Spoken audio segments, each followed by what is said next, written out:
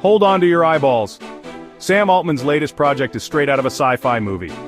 OpenAI's CEO, Sam Altman, just launched World, a revolutionary identity verification system using iris scans and blockchain technology. Imagine this. You walk into one of 6 flagship locations in the US, gaze into a device called the Orb, and boom, you've got your unique iris code. But it doesn't stop there. With your World ID, you can sign into platforms like Minecraft, Reddit, and Shopify without the hassle of passwords.